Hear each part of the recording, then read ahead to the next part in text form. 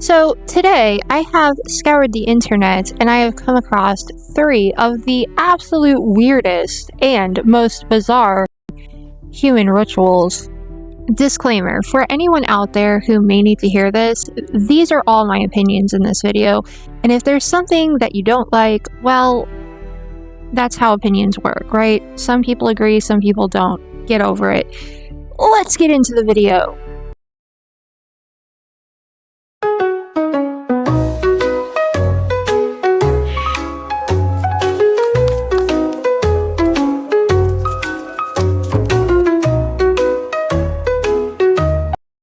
First, we're heading over to an island off the northeast coast of Australia.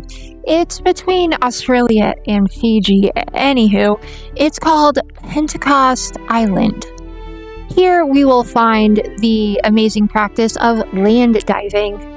It's actually where bungee jumping originated, except they use vines instead of bungee cord.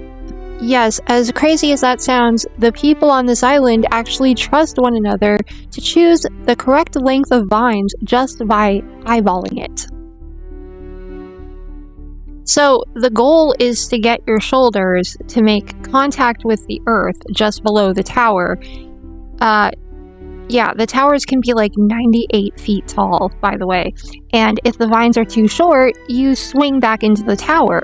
But if the vines are too long, well, pancakes, anyone? Yes, the men who participate in this form of social peacocking believe that they're actually proving their manliness to all those around them by successfully jumping from the tower. And I don't really understand what this has to do with it, but they also believe that successful jumps lead to a promising yam harvest. Was there ever like a guy who refused to jump from the tower and there was like an island-wide yam shortage or something? I don't know, this is like the same level of superstition that you see from like football fans who refuse to change their underwear because they think they're lucky or something. Yeah, I'm looking at you Vikings fans. How's that working out for you? So with the Vikings fans, either superstition is true and they are like the most hygienic fan group and they have not worn any lucky underpants, and that's why their team can't win, or there's people out there still wearing the same underpants for so long that the eventual luck of a win is the only luck they may encounter. Which is it? You really do have to admire these guys' dedication to yams, though. Now, we jump over to Spain to learn about the practice of baby jumping. Yes, pun intended.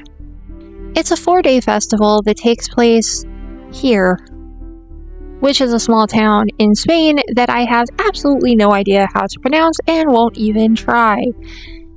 Yes, and the main character for this festival, his name is El Colacho, or the Devil. Ew. During this festival, the devil gets kicked from the church. He comes out onto the front steps wearing red and yellow, and kids are waiting for him to throw insults at him and anger him. He eventually ends up chasing the kids around the town, whipping them. Yeah, as scary as this sounds, everyone does appear to be having a lot of fun in this one, so lighten up, ya prude. I don't know what all takes place during these 4 days of the festival, but I do know on the final day, in about the last 20 minutes or so, multiple El Colachos exit the church, and everyone lays their babies out on mattresses on the ground around town. The El Colachos run around town jumping the babies, and I guess this is supposed to represent the devils fleeing and taking with them the original sin and illness from the children. Yes, those babies are now clean.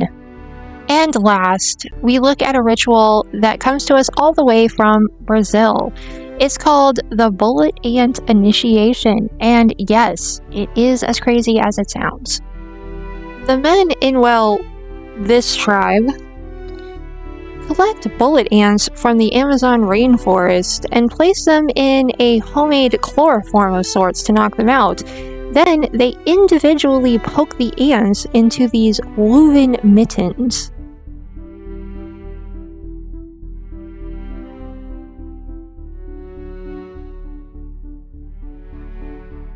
Let me just premise this by saying that these are called bullet ants for a reason, because supposedly getting bit by one of these ants feels like being shot by a bullet. So the pincers on these ants are all poked into the mitten facing inwards on purpose, so that when you place your hand inside this hell gauntlet, you have to hold it there while getting bit by these ants for 10 whole agonizing minutes. The people here believe that the pain gets boys ready for manhood. That pain is nothing compared to the pain of marriage, am I right? So they also believe that somehow the venom helps keep them healthy. One of the most disturbing things about this ritual is that it isn't just conducted once over a lifetime. No, that would be too easy. It actually happens 20 times over a person's lifetime.